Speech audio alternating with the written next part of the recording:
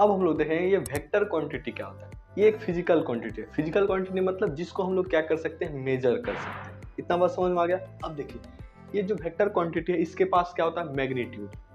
ये नहीं समझ में आया, अभी आ जाएगा। जैसे मान लेते हैं कोई फोर्स, ठीक ना, तो फोर्स जैसे ये कोई ब्लॉक है, ये सरफेस पे रखा हुआ है, इसको आप इधर से मान लेते हैं 5 न्यूटन से खींच रहे हैं। क्या खींच रहे हैं, 5 न्यूटन से खींच रहे हैं। ये जो 5 है ना, यही इसका क्या है, मैग्नीट्यूड। ठीक, अब कोई हो सकता है जो 10 न्यूटन से भी खींचे तो उसका मैग्नीट्यूड क्या है, 10 है। दूसरा क्या है, डायरेक्शन। नहीं लग रहा है कि एक डायरेक्शन में ही हम खींच सकते हैं, लगा सकते हैं फोर्स को। जैसे ये मान लीजिए ये आपका एक्स एक्सिस है, ये आपका वाई एक्सिस है ना। तो एक्स एक्सिस क्या होता है, आई कैप होता है। मतलब इस आप फोर्स को आप ये भी लिख सकते हैं 5 न्यूटन आई कैप। इतना बात समझ में आ गया। ये रहा आपका मैग्नीट्यूड और ये रहा आपका डायरेक्शन। पक्का। तो मतलब वेक्टर क्वांटिटी के पास क्या है, मैग्नीट्यूड भी है, डायरेक्शन भी है। ये समझ में आ गया। अब ये क्या करता है, follow triangle law of vector addition. जो वेक्टर क्वांटिटी होता है इस लॉ को फॉलो करता है।